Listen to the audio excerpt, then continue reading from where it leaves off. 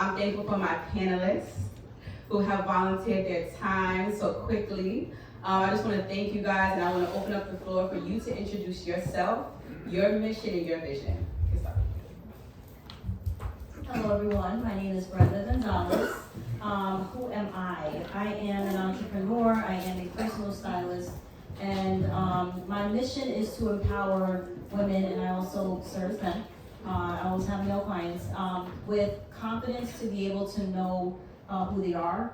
I focus on style identity. I focus on making sure you are your true self at all times, wherever life takes you, whether that be an event like this, whether that be at work, making sure that your mission and your vision for yourself matches how you present yourself in the world. I'm a public speaker, fashion show producer, #1 best-selling author. Thank you so much, so I do a lot of things. I have a lot of titles, but empowering people to be their authentic self is my mission, vision, and life's purpose. Thank you. How you doing? I'm Lee. Who am I? I'm a 3-time author. I'm a mindfulness counselor. Bestseller too. Yep. I'm a mindfulness counselor. I've been working in mental health for probably almost 2 decades now. My mission is to get people in a nice, comfortable spot mentally and help everybody. That's my brother, y'all. So I am Dr. Shaniqua Johnson. I'm a purpose partner.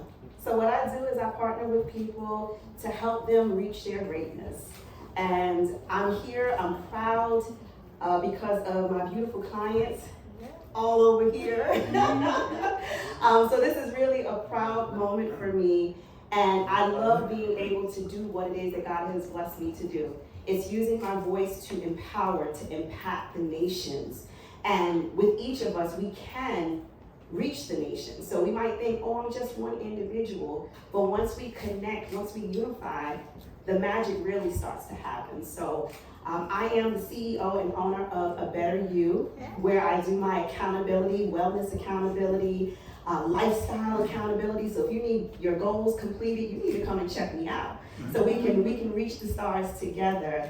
And I also have a publishing company, Stronger Through Faith Media. Shout out to my authors over here showing out, hitting the bestseller list. And that is my purpose.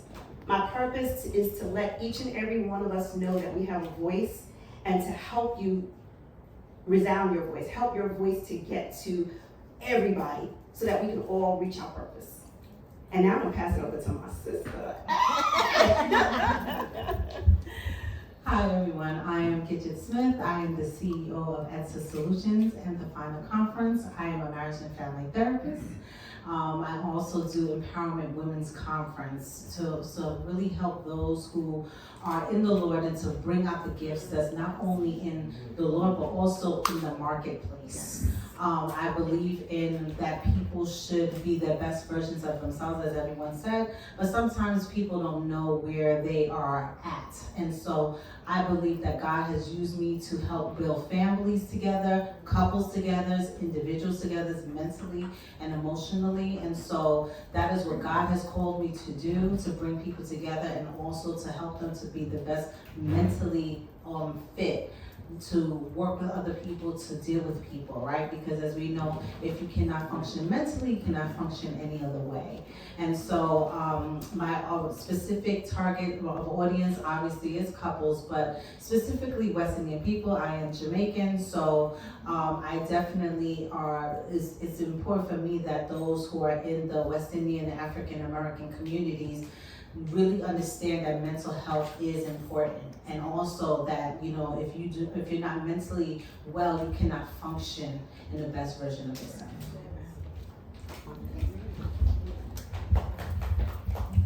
Good afternoon, everyone. I am Dawn Skeet. I am the mother of Dr. Desiree. And what's my purpose? My purpose is to nurture my legacy. Amen. Because that's very important to me. And I would like for each of you, when you walk away from here, you ask yourself, what is your legacy? Because for us to be in the room, our children have to understand their place and what the expectations are for them. That's the only way we can rise up as a people and enjoy the gifts that God has presented us with. That was amazing. I think that a part of entrepreneurship is one, what we have to do is identify our target market, right? So when we identify our mission and our values, we want to know who we're going to target so that we can be successful. But today, I want to flip that conversation around. What was it inside of you that said, this is what I'm supposed to do, and this is how I'm going to do it? So tell me about your seed and how you decided to cultivate that and why. What's your why? Thank you so much. Yes. So as I discussed in my #1 best-selling book, Style by Independence, I talk about my life journey to this point. So entrepreneurship wasn't a plan A for me. I am Jamaican as well. I'm half Jamaican, I'm half Panamanian. I'm a first-generation American. And what my family always told me is to get your education, work hard, become a doctor, lawyer, engineer, that type of thing. And I've always been into fashion. My grandmother was also into fashion. But when she came to this country in the 60s, a black woman it wasn't as open as it is right now. But I developed a lot of my sense of style from her sense of fashion and the way she would have every shoe color that there ever was to match all her outfits. And that really sparked my love for fashion. So time went on. I've always been into fashion. I went to college. I started FIT. I talk about this in my book. I got pregnant the first semester, and I thought my life was over. But it took me down a path where I learned a lot of life lessons. I became an insurance agent. I was there for 15 years, and then the year before the pandemic, I'm like, I want to start my business. I've done everything everybody wanted me to do. I had the babies. I got married. I had the house and the car and the good job, the benefits and all this stuff that you're supposed to do. And I'm like, I don't feel whole.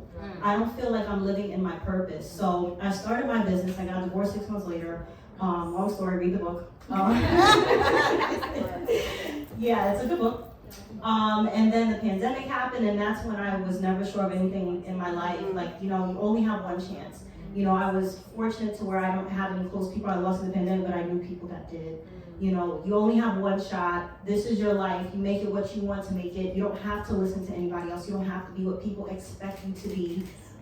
You can make your own path. So that started my passion for fashion, and going on 6 years later, here I am, still pursuing it as my full-time job. I don't do anything else.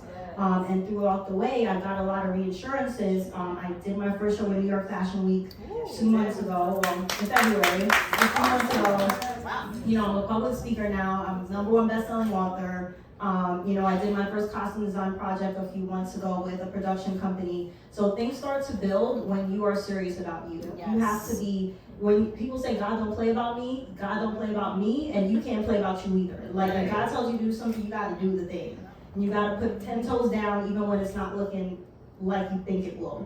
So that's my story. That was a beautiful story. Yes. So when it comes to the seed, right, I have to say it starts from, I have a long line of compassionate people in my family.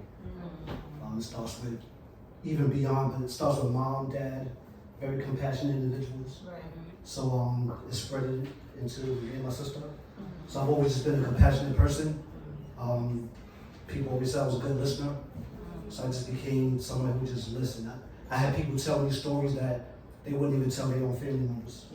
So I would just listen, just deep listening. So that's what sparked it for me, just being a compassionate person. And then I just started, giving people little advice here and there. Went to school for mindfulness training to be able to really properly help people. And that's where it really started from.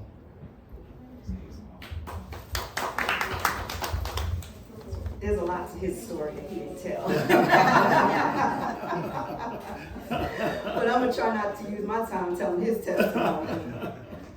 But he is correct where we both came from, a family of loving, nurturing people. But in spite of your upbringing, life be life. Right? So no matter how good you were raised, no matter your household, you still go through it. When you have a purpose, when you have a calling on your life, things are gonna happen, right? So because we decide to be believers, it does not mean that we get to live in a land of milk and honey and that nothing will ever disturb us. In fact, all the more reason for things to disturb us. But we have to learn how to be grounded in spite of it all. So for me, my seed started when I needed help. I remember there was a time in my life where I was going through a divorce. I was raising my 2 young kids by myself, and I needed help. I was drowning. I'm a registered nurse by profession, so when you see me, you're like, oh, she's a nurse, so she's got it all together. But I was drowning. Nobody could see me drowning because I showed up every day to help other people. Right. But I was literally drowning. And I remember I did that classic prayer that people do on TV. You know, you see them on like Full House and, you know, the kids would be in trouble. They'd be like, dear God, if you get me out of this bind, and you know it's going to work out for them, right? So I did one of those prayers. I said, Lord, send me to help. And if you send me to help, I promise I'm going to become the help as well. I'll be able to turn around and help someone else. If you just do this one thing for me. And he did.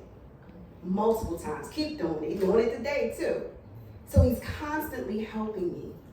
So that is my why. That is why I'm here rooting Desiree on, Dr.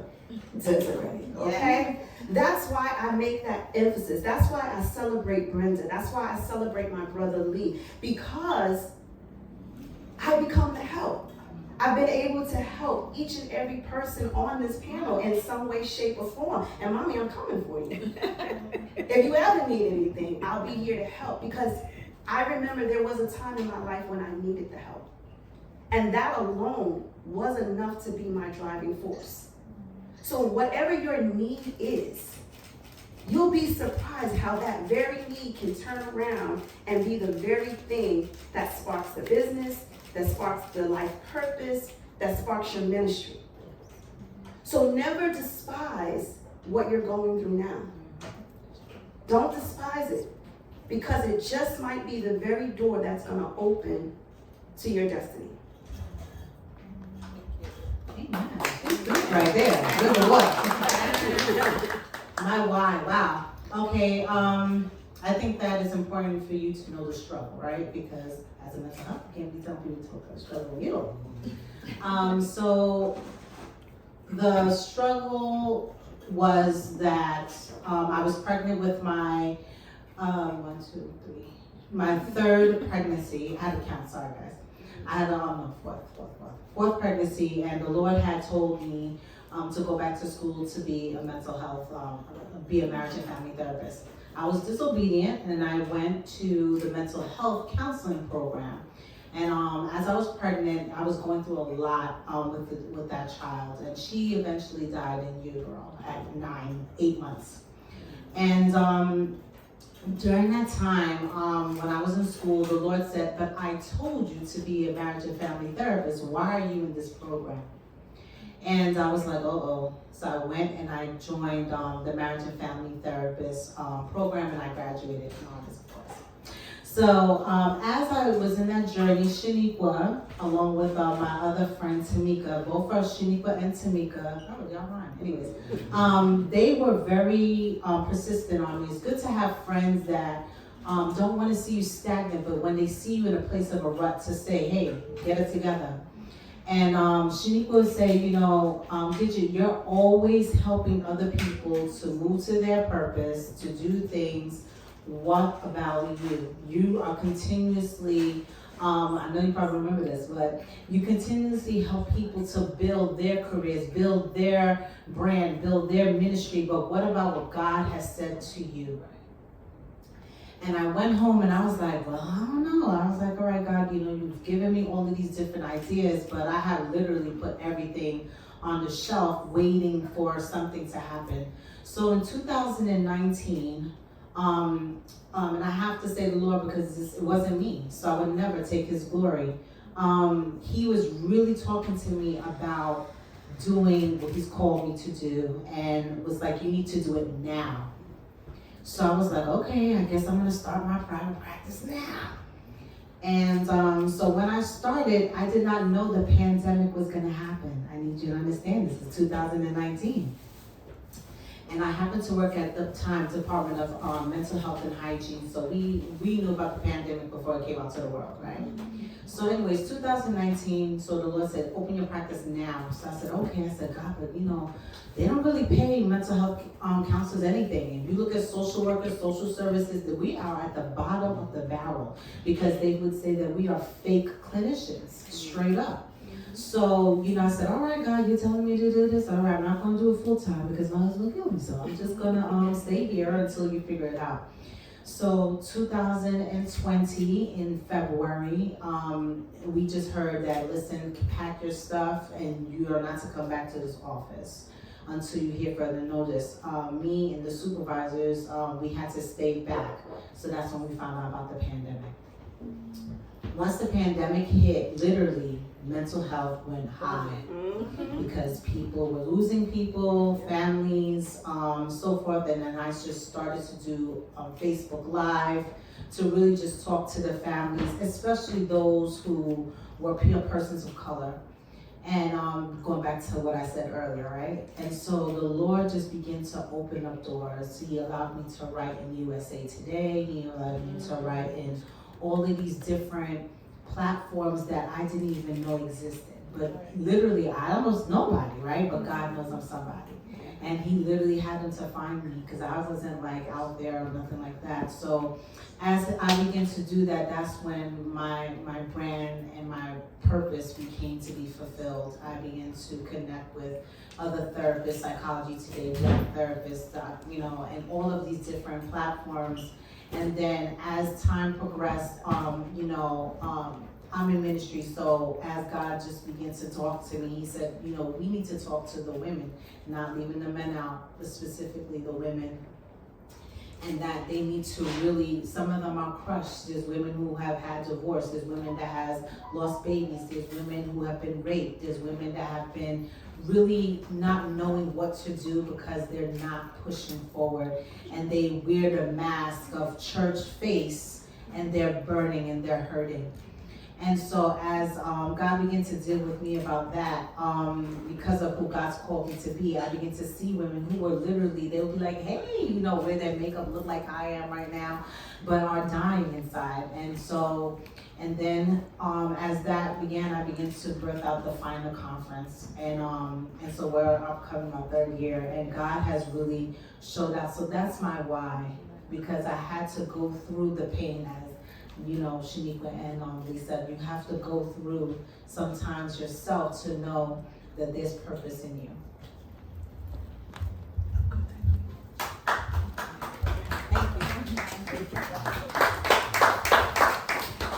Thank you, guys and ladies and gentlemen. What's my why? What's my seed? Dawn Skeet is from a family of people who have been entrepreneurs. I am Jamaican.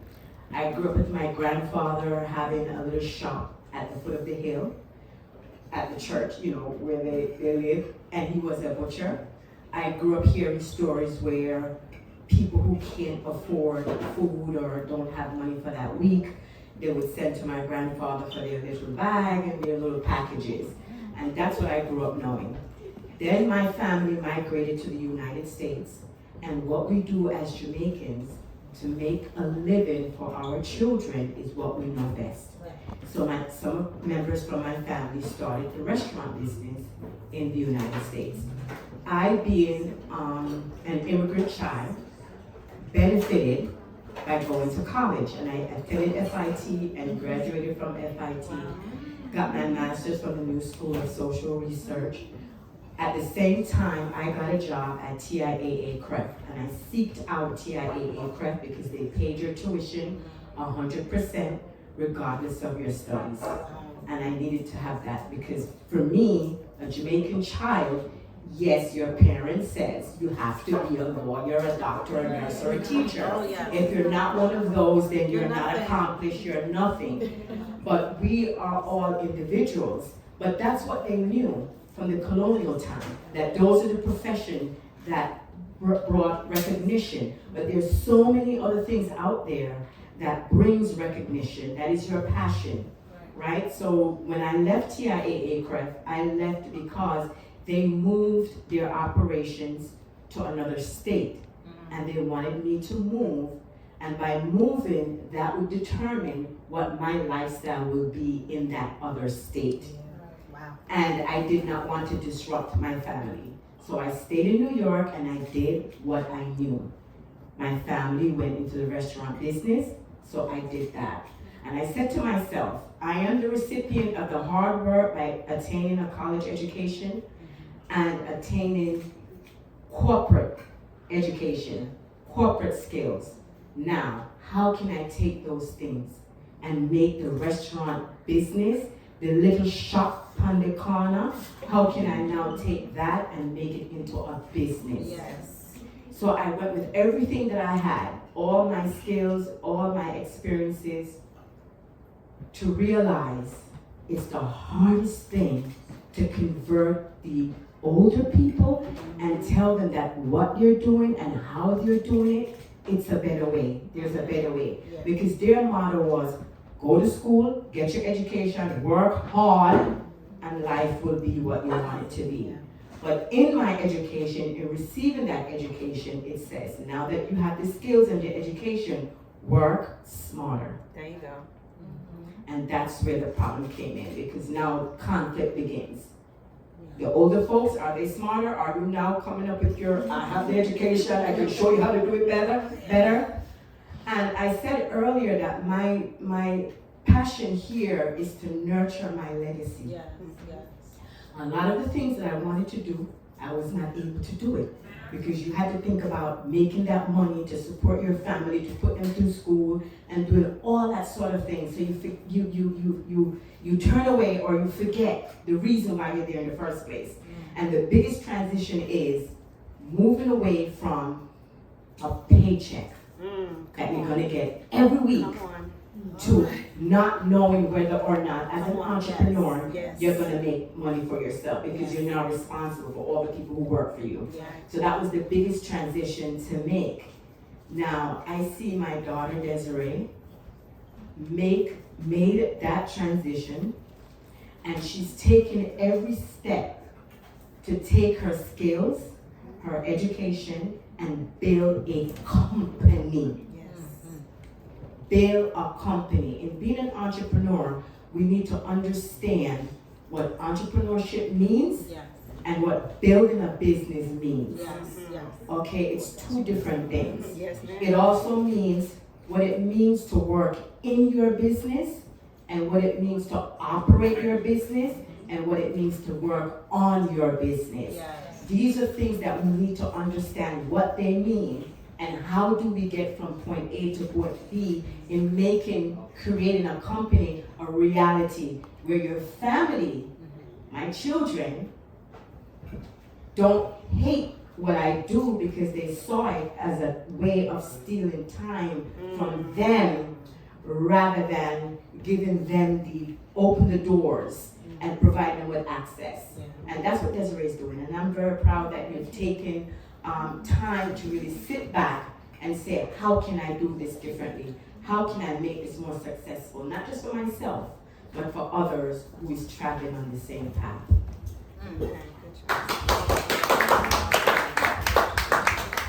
I definitely am going to add to that. So Yes. I knew that I was going to be an entrepreneur. Okay. Just in case you didn't know. Yeah. So I come from a family of entrepreneurs, Yeah. and it's just in our blood, right? So I knew that I was going to go into entrepreneurship because I was going to work for myself. However, I didn't know what that journey was going to look like. But what I did know is that I had a mother and father who were the best example of teamwork. Yes. Now, my father didn't always agree or understand what the heck my mother was doing, but he supported her. And me and my siblings could not interfere with that. So I want to thank mommy and daddy for setting a very good example. And I just want to touch on what you were saying about, what we're all saying about that seed and that legacy, right? We have identified our seed, but what we give and we put back into people, they then have that seed, and then they multiply, and then that's when we see a harvest. So, and I believe that is truly what legacy is. I have grown to understand that what we set forth to do, it may not always turn out what it is that we want to do, because this is in God's plan. So yes, I knew I wanted to be an entrepreneur, but I had no idea what it was gonna take from me, what it was gonna call from me. And it was in there that I knew that entrepreneurship was not for the weak, and that I had to be extremely submissive. I had to take my plans and put them to the side. I want to share two stories. One story is that I had finally felt like I had made it. I won this big contract, and I found myself in huge debt. Okay, they owed me over $200,000, and I was only making it because of the foundation that I had. It was there in that story where I realized that God was going to provide every single need. There were times when I woke up, it was payroll, I didn't know how I was going to make it, and there was a check deposited in my account. And that was only God. Literally, I had the bare minimum what I needed to get by. And it really built something inside of me. It showed me that this business is not going to fail, because it's not my business. That's right. It's God's business. Yes. So I really believe that, God don't play about me. That's right. And I don't play about God. So being obedient is truly important. And willing and able to put your pride aside. I had to have a conversation with God, and I said, listen, if this is not what you want me to do, I don't care what it looks like. I'll walk away. I'll walk away. And it was in that weakness and that submission, he showed himself mighty. So I encourage everyone to not be afraid of, that sad time, because in that sad time, in that moment of weakness, is where God is able to do some amazing things. He really needs you to get out of the way. He truly needs you to get out of the way. My second story, what pushed me into mental health, is that I became the therapist it was a time in my life where I was pregnant with my daughter, and I became the therapist who needed a therapist. And I was on the other side of the track, and I was put in a situation where I was the patient to some of these big organizations that are put together receiving all this funding to help a community, and they had no idea what to do with me. I went into this therapeutic place, and I gave these people my treatment plan. And I told them, I'm going to be out of here in 7 days, and this is what we're going to do. And instead of medicating me like they wanted to do, God was successful in that.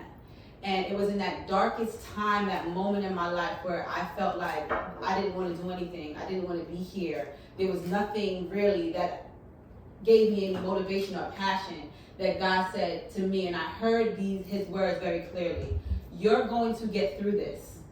Not because of anything in me, but because he was going to use this as an opportunity to get his glory. Come on. And so now when I'm able to go forth, to start a Ness Behavior Consulting, to start a Ness Cares, to put a therapist in a home where a child needs them, that started because God said, in every door that you walk into, in every room that you're in, I'm going to have to tell this story.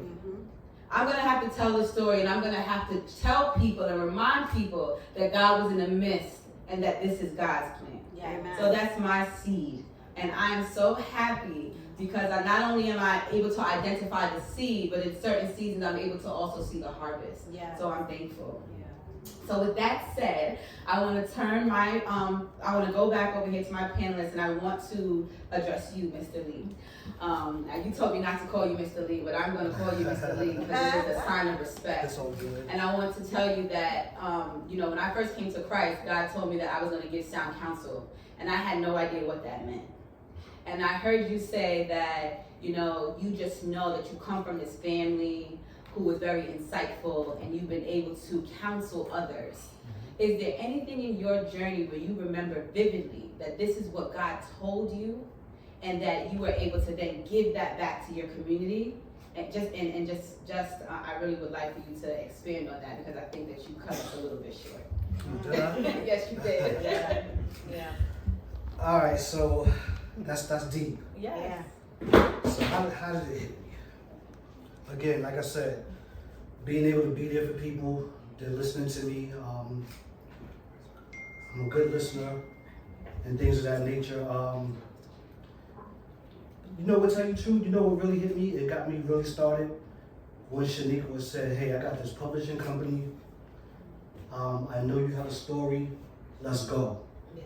So that's where it started right there. I did have a story, a bunch of stories, a lot of experience. When she said let's go, it didn't even take me long to put the book together because it was just there. Just life experiences just hit me. You know, life experiences, I have a wealth of like mental health background and things of that nature, so that's an interesting question when you say, well, how did it hit you? It's like one of those things, it's just there, you know? Y'all don't hear this part. Y'all don't hear this part. Yeah. I was gonna tap you like Because they see you now Uh-huh, in the splendor, in the glory. indeed. But the struggle Mm-hmm, is the part that you miss. yeah. Because you didn't always look like this. And Nah, as not at your all. sister, I can say, you didn't always look Take it like for a little sister to blow you up, right? Listen. So yeah, you know, just growing up in the projects with that project mentality, you know, just mad at the world, evil, and just, you know, peer pressure, wanting to be like everybody else, wanting to be a thug, wanting to be a gangster, right? So I had, but you know what's crazy? I don't come from that though, and I knew I should have known that, because the parents that I have didn't teach me like that, you know. So yeah, I just was definitely an angry teenager growing up until maybe early mid-30s, probably, you know. So yeah, a lot of anger, a lot of built up. Didn't know what I wanted to do in life, you know. So arguing back and forth with my kid sister, you know, stressing me out, you know. So yeah, it just all those things were just built up, and as far as how it hit me, it's like sometimes you can't even explain it. It's just there. And you know it when you see it though, because it's like I told Shanita one time in one of our interviews. It's like next thing you know, you're just on the other side of that shore, you know, and you're there. And I tell people all the time, don't be afraid of that change in your life. You know, a lot of people, and that's what I say a lot of times, a lot of people don't like self-help books.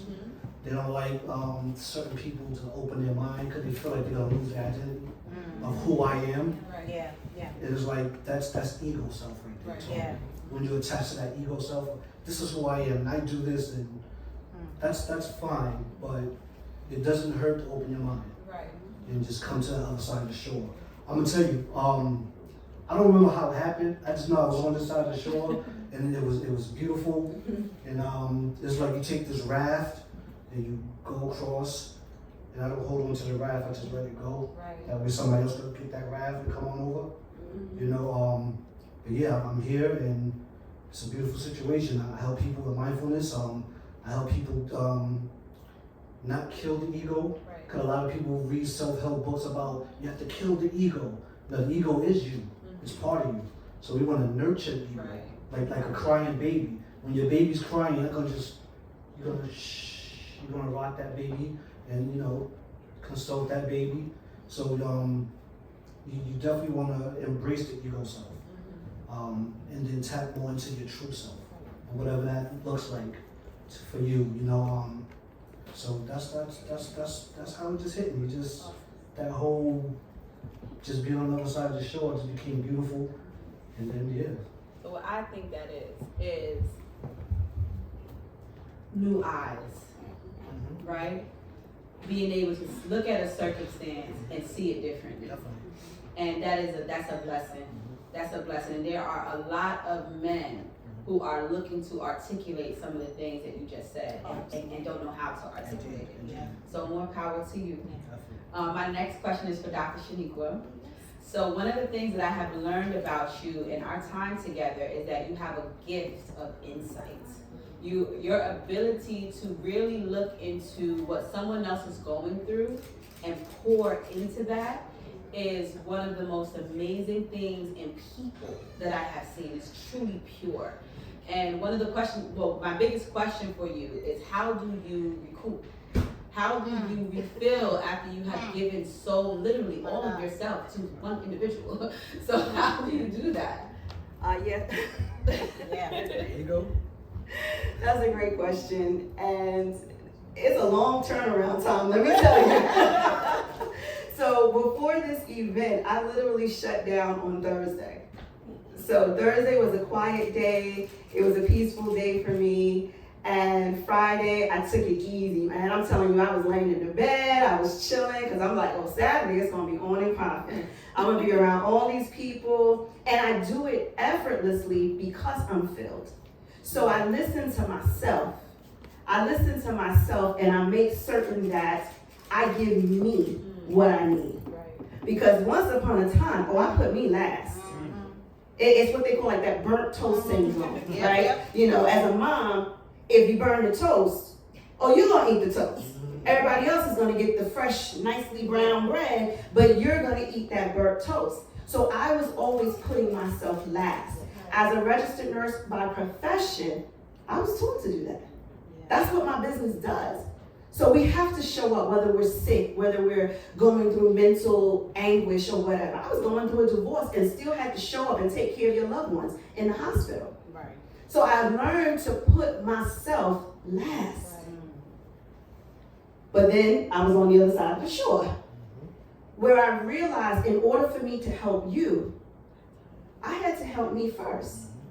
It's like when they tell you about the airplane. You gotta put the mask on yourself first so that you are secure before you run around trying to put the mask on other people. So I had to learn how to put the mask on myself. And so I'm very conscious of when I have to people. When I have my client calls, I'm very, very conscious of it. So I make certain, I no longer feel guilty when I'm just laying in the bed watching TV. I no longer feel guilty when I'm playing my iPad game, because that's a part of my restoration. So when you learn what your self-care, what your restoration is, you go after that. And then it helps you to be there for everyone.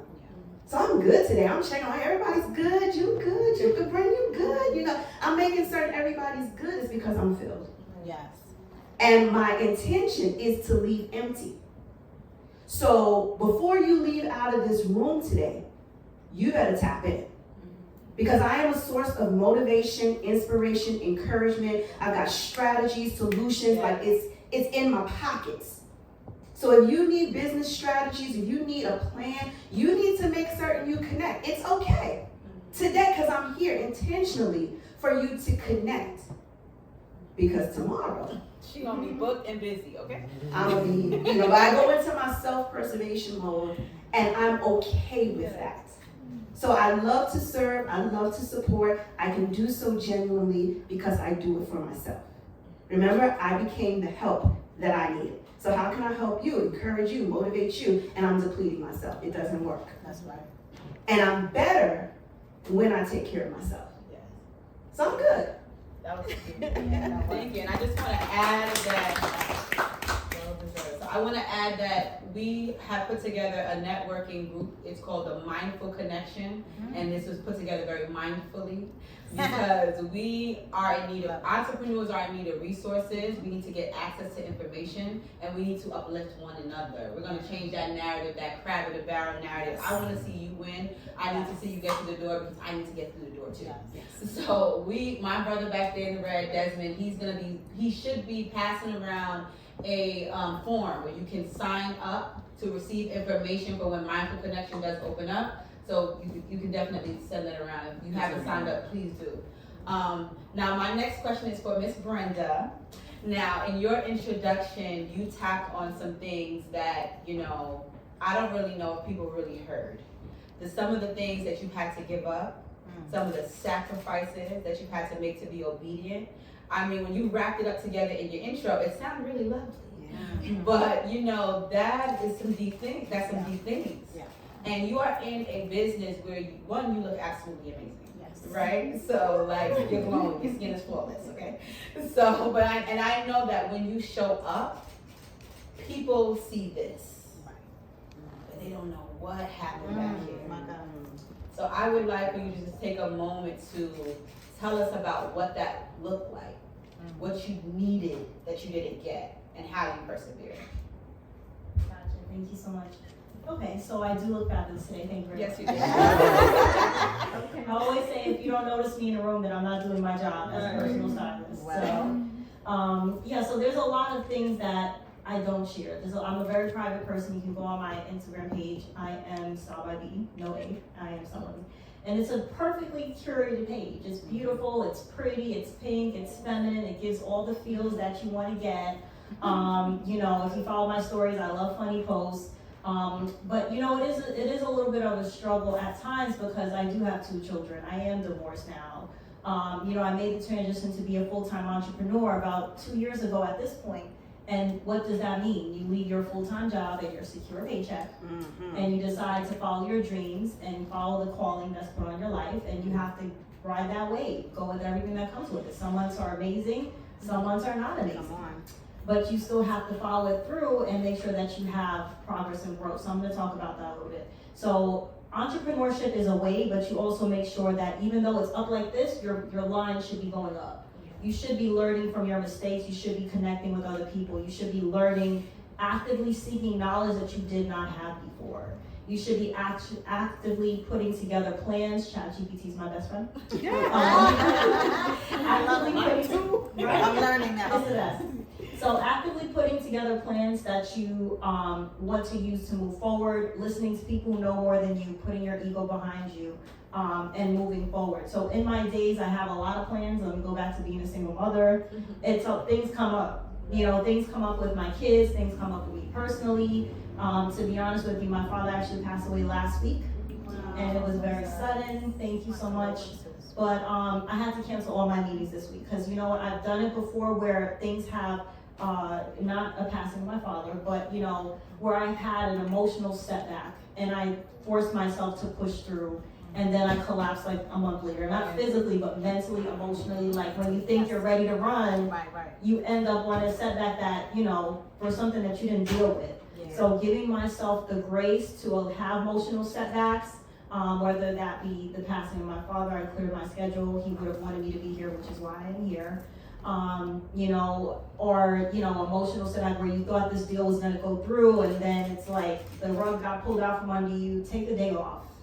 Feel your feelings, as my therapist was probably second me, like, you know, feel your feelings, have your emotions, but make sure that when you get back up, you're up. You're up, you're strong, you're fighting, you're here, you're swinging, you're ready to move forward. But you have to give yourself grace to have those moments where you're not okay. Yes. Because it's okay not to be okay. I know this song by Demi Lovato. Y'all know that song? No. I love Demi Lovato. It's okay not to be okay. It's okay to seek your brother, your sister. For me, I'm very prideful. I don't know if that comes from being a Jamaican. I don't like to talk about my feelings. We just push through. That's how I was raised. Just push through. Don't talk about how you feel don't matter. Go to work. Take care of your kids. Right? And just do what you gotta do. But sometimes you gotta lean on your friend like, yo, I'm not, call your girlfriend like, I'm not okay. This just happened. I don't know how to deal with it. And that has helped me a lot, getting a licensed therapist on this panel that can help you get through your stuff, being honest with yourself about your feelings.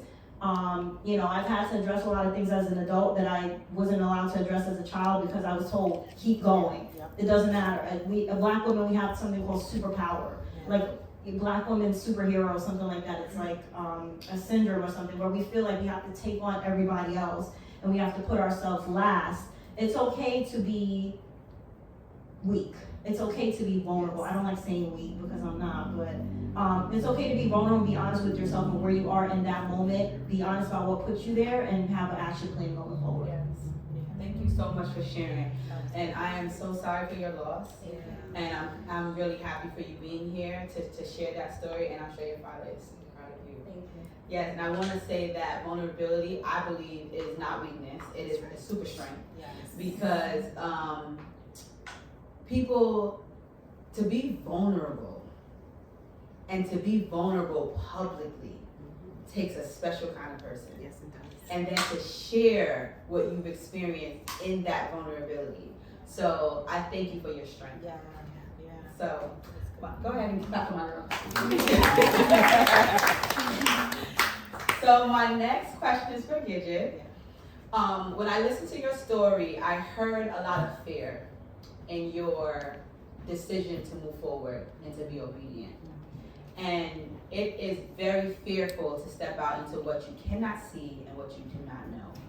And I would like for you to just share with us some of the background in that. When you were by yourself with your fear, how did you make those decisions, and what pushed you? What really was the ceiling on the topping of your cake to say, I'm gonna push through and I'm gonna do something where I'm gonna enter into no man's land. Wow, she exposed. I'm just kidding. I'm exposed to that song. Fear. Fear has always gripped me. That I have been married to fear. Married to fear from a little girl.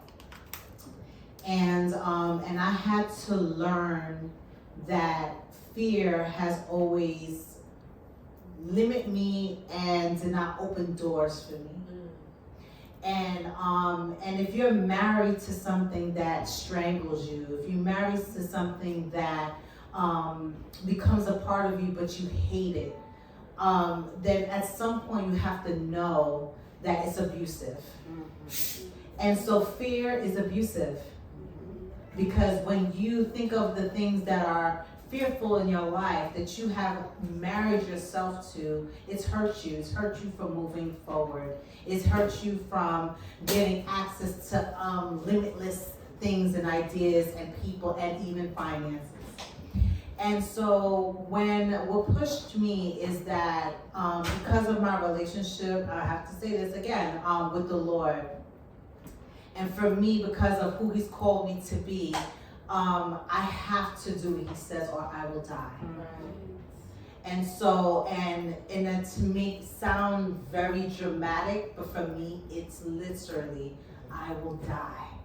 And so I had to tell fear to leave me, because back to what Mom said about legacy. If I don't move forward in what I'm supposed to do, then what am I teaching my daughters? I do not want my daughters to marry fear. I want them to be fearless. Yes.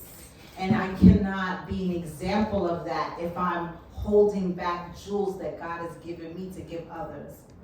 And so that was one. And then two, I had a dream in which that I saw a bunch of people and they were struggling, but I had the bag that each and every one of them need. And because of fear, I was holding on to this bag and didn't give it to them, and they died. The second night I had the same dream, and when I opened it up, it had different statements pertaining to the people that I actually know, and some of them I didn't know, but that God will allow me to see them. And letting me know that if I have the jewels, why am I not giving it to someone and I'm saying that they're gonna die? That to me hit me hard, because why would I be selfish? And I'm not a selfish person. So when you realize that you have to divorce fear, when you're divorced from something, yes, some things may come and remind you, but you know that when you're divorced from it, that's it, it's finalized. And so I had to make sure that that finalization was in my head.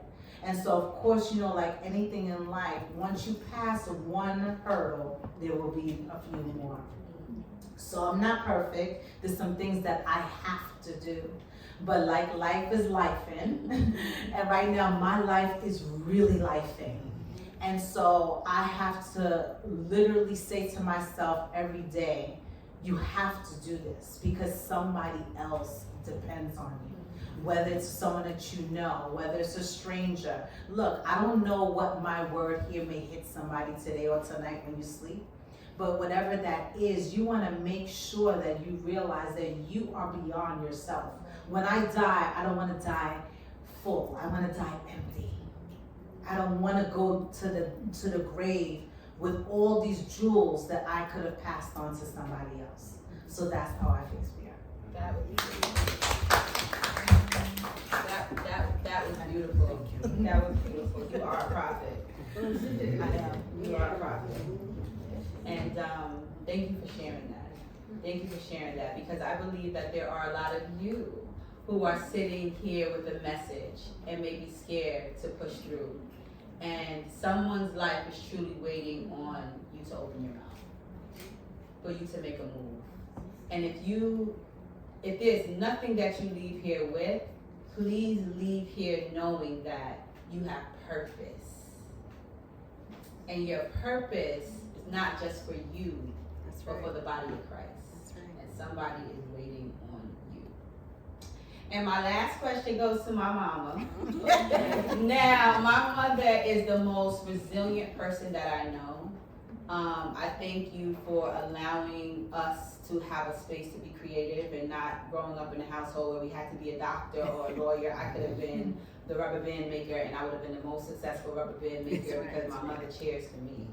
So I thank you for that. And I would like for you to share some of the things or coping mechanisms, I should say, because the things that I have seen you go through, and I will leave you to tell your story, I don't know how you got back up the next day and went back to work, and got up and did it again at the crack of dawn, so, and I know that for many of us, people like to take away what they don't understand.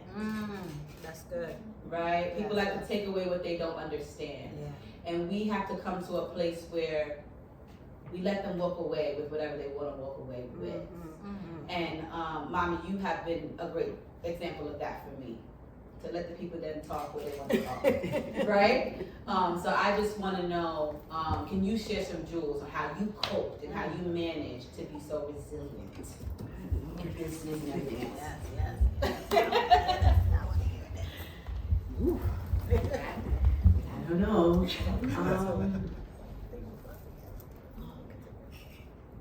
I think in everything that we do, the support mechanism that we have around us help us to be resilient, help us to get back up. Yes. And for me, it's my husband. We've been married for 35 years. And I remember, yes I am, because he's gorgeous, he's handsome, and he's a great dad, and he's a good husband. Yes. When I don't know if you remember, when I met him and he asked me for my phone number, I met him at a club, and he asked me for my phone number, and he called me that Friday. I said to him, I gotta be married by the time I'm 25 years old. I'm 25 years old now. So if you're looking to play around, forget it. And 2 years later, we were married. Come on. Yes. And we're still married. Yeah. And yes, we have our ups and downs. But in being able to be resilient, I said earlier, when you leave your job, you leave a paycheck. And when you become an entrepreneur, you don't know when you're going to be paid.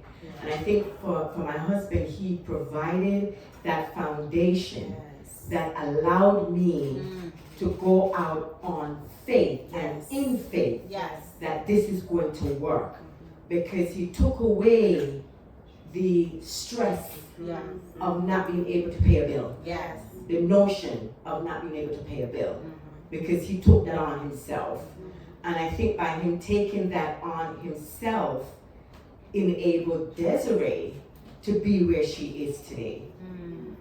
In Desiree doing what she has been doing, we have become her bank account. We have become the people to help her. And that's a part of also building her resiliency. Yeah. Because what we have not been privileged with as people of color is the legacy of old money. Yeah. And what old money has done is given those people the ability to go out there and say, I want to do this. Yes. And try it. Be creative in it. Whether they're successful in it or not, it doesn't make any difference because they have the legacy of old money. Where does that old money come from? The concept of old money. You know, and that's something that I was thinking about today actually. The Bible says you prepare for your grandchildren. And I always said, why would it say grandchildren?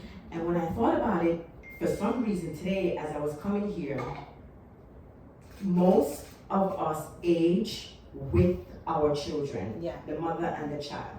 They age together. Like I'm just 5 years older than Desiree. Just tell the truth, right? So I don't have any old money to leave for Desiree for her to continue her growth and building. But in everything that my husband and I are doing, we will have legacy money, old money for the grandchildren to do. And when you look back in time, that's what the white folks have been doing. They will leave for their grandchildren. So the grandchildren can go out, get the type of education that they want to get, do the type of job that they want to do, and be a little less stressed in doing so, and that enables them to become very successful. So one of the things that we think about as entrepreneurs, how do we create that legacy money, and how do we instill in our grandchildren the purpose of that legacy money? You understand? It's not to go out there and buy that Ferrari because grandma couldn't get it. It's not to go out there and get that expensive pocketbook because grandma couldn't get it. But it's for you to continue building on that. So your grandchild, which would be my fourth or whatever, fifth generation, continues to build on that legacy money. Then as a people, we will start to make that movement upward. So we no longer think about that crab in a barrel mentality. Because it's no longer about you and I competing. It's about our children looking at how can we make the world better for me, for the next generation, and so on. So that's where I get my resiliency from. It's knowing that every day that I get up and I go out there, it's for them. It's building that foundation for them. I may not see that physical money now, but in what I am building, they will benefit from it. And my downtime, my husband will tell you, if I am home today, if I was at home today, I would be in my bed. And I'll be in my bed until 3 o'clock Monday morning. I am up, in the shower, out, and go the 5 or 6 days. Leaving out 4 o'clock every morning, coming back in.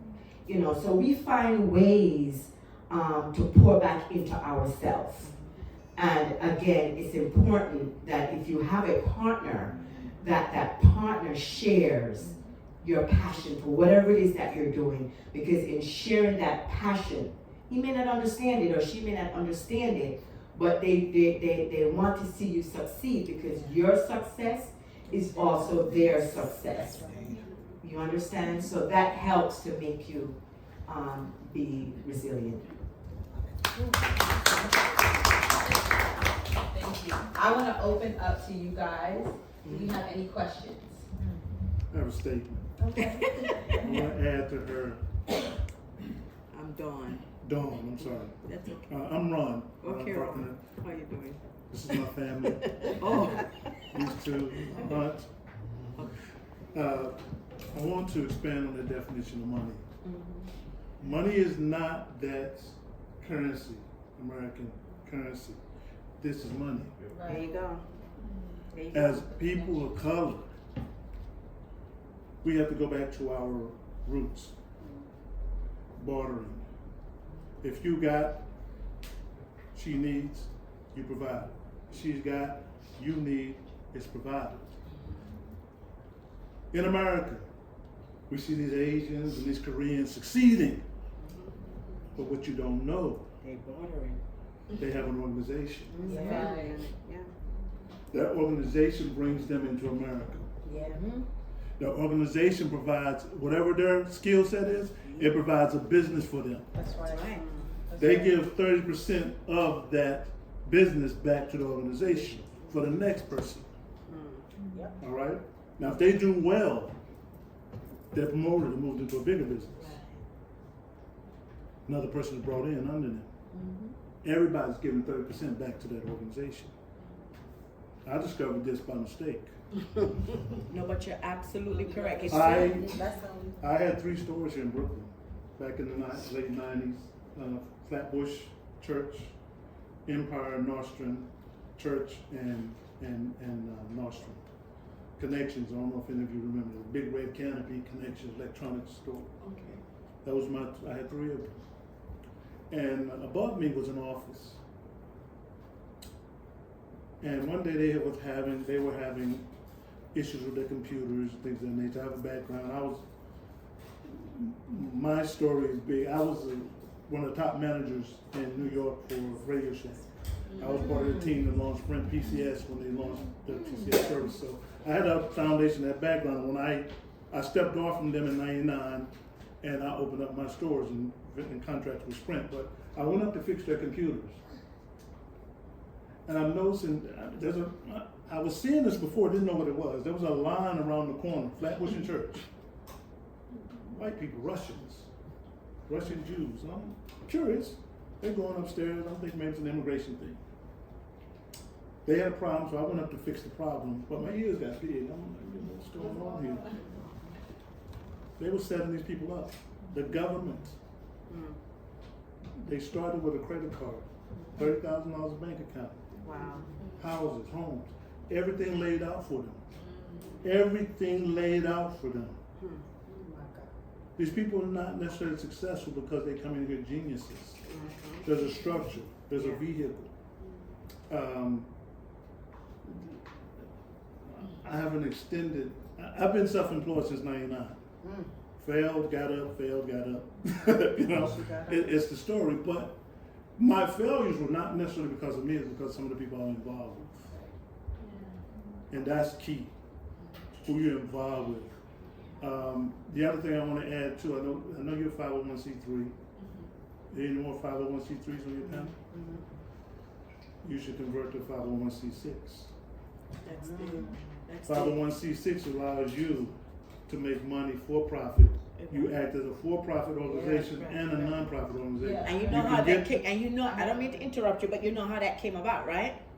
No.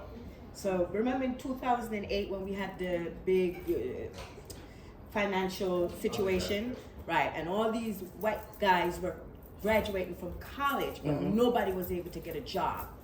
So they found if they open up their 501c3, it's a non-for-profit, but a lot of these were for-profit.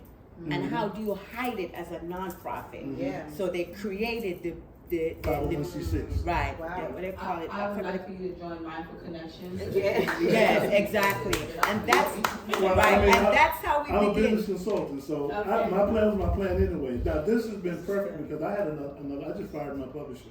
I fired my publisher. Because you should have been at home at the first place. But I was moving in my own. I was moving in my own space, and I was trying to work the consulting side and the mentoring side because I'm also a mentor. I'm young boys. And I got some ideas that are just massive. And what the beautiful thing about it is this team is perfect for what I want to do. Wow. In addition to And we the ready. people I have We ready. beside me. And you actually, I think I have And a we grant- ready. Yes. That's amazing. I have a grant writer. That's awesome. And when I'm sitting there, I'm listening, and my bubbles are popping in my head. I'm like, oh my God.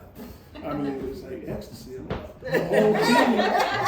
I mean, I've been looking for members to put together a team. And it's difficult because you got to vet people.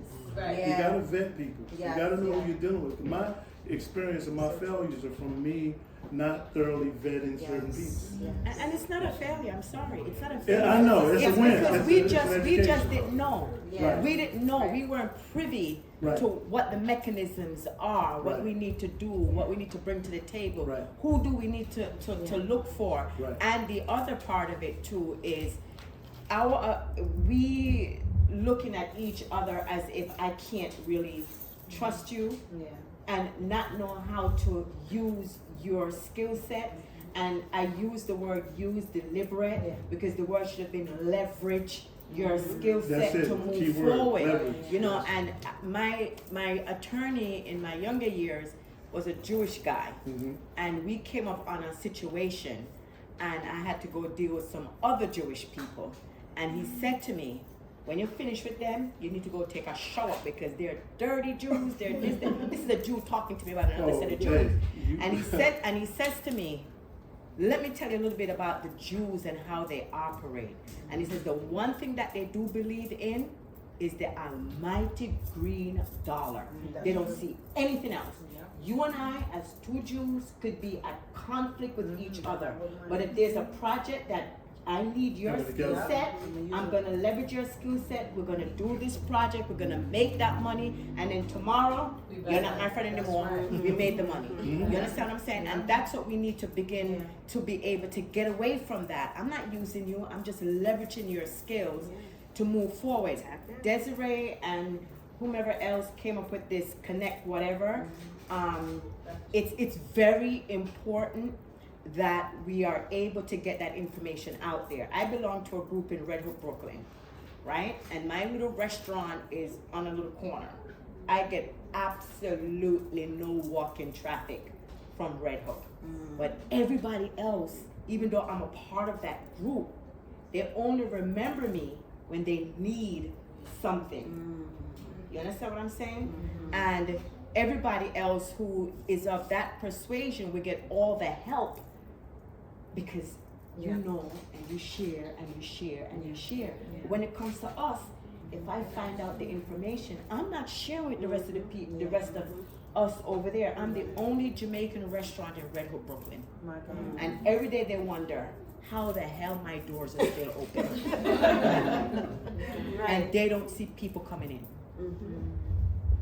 How do I keep those doors open? And it's in another word I'm going to introduce here is relationships. The relationships that you make and you nurture those. I don't care what you look like. The one thing that's common among all of us is that almighty green dollar. And how do we get more of that? You're going to have certain skills. You're going to have certain skills. We just need to figure out what. And I hope Connect can help us to identify what those skill sets are, right? And who has those skill sets. So yes, we can begin the bartering process. And well, You understand? Stuff like that. The beautiful thing is the vehicle that you have a 501c3, but it's in North Carolina. Right. So yours is established here. Connections. The government is filthy rich with money for community development. Multi-millions of dollars. You have the right structure, you have the right leadership and the right language, you speak the right language, that money is yours. Yes. The Jews are the largest. Manufacturers. You think Jews are they're just geniuses, they're rich? No. Government money. Free money. Now, they use it the right way, but they use it primarily for themselves. I sat on the board, I don't know if you remember an organization, a nonprofit called the Miracle Makers. They were here in Brooklyn. Willie Wren, community development. I sat on that board. I was a treasurer on that board. We were a $50 million organization. We were the second largest organization in New York to a Jewish organization. The Jewish organization wanted they wanted us out. We were here in Bushwick. Foster child, housing. Our main building, primary building, had a clinic that treated mothers and children with HIV. Wow. And he had a hotline to the government. I mean, the senators, governors, they throw in money at the organization. The vehicle was structured beautifully. The greatest lesson you gotta learn, or no, not even a lesson, I'm gonna make it a statement, you've got to know this. If the government gives you $50,000 for a program, if you have 1 penny left, you give that penny back to the government. He was destroyed because the government would give him $50,000 for a program. The program only needed $49,000. He would take that $1,000 and move it to another program. that's a no-no. Yes, I want to thank you for that information, and I want for you guys to connect. I want everyone to leave here partnering with someone, and I'm going to help you guys do that because we are short on time. So all of my panelists here, they do have vendor tables. Please go over to them and support. I want to acknowledge some people in the crowd. I have my Nakia over here. She is amazing, an attorney, okay? And she owns her own apparel line, and I would love for you to link with Brenda, who is a fashion stylist, okay? I think that this can be an amazing connection between the two of you. I have my friend over here, Uniqua. She is a New York Fashion Week hairstylist as well, and she's absolutely amazing. A little story, she used to practice on my head back in the days, and I did help there. So you guys definitely connect with her. I think this would be a good connection as well, as you guys are both in the same industry and we all need our hair done. Okay. My friend Kesia over here, she's one of the most creative people that I know. She dibbles and dabbles in a little bit of everything. And she is an amazing personality. She is someone who you want in your room when you have events. She loves people and she talks to about anybody. Okay. I have two people back here who are all absolutely amazing. Justin, he's a great supporter. He also works with young men and women. I think the two of you should definitely connect because she's building a program for youth. I'm sorry. Justin, back here, he's working with young men in the community as well. And Lee, I think that you and Justin should connect as well. I think that there's a story waiting to develop. My friend Bianca over here, she creates candles. Her candles and her fragrances are absolutely amazing. She also dabbles in skincare. So please, Bianca, don't be shy. It's a room full of amazing people. Now, if I missed you, I want to thank you for... I need to say something Yes, before you go. So Janet Bistro in Red Hook, Brooklyn, we are the first restaurant in New York City approved to take EBT and SNAP. And they did take her. So I'm gonna get my DJ. I hope you guys understand what that means. No, that's a big deal. That's a big deal. My DJ back here, Desi, he plays amazing music. So if you can start the music back up, and you guys, let's mix and mingle, let's eat and let's drink, and let's get to know each other a little bit more. Remember, always look up to God. All right.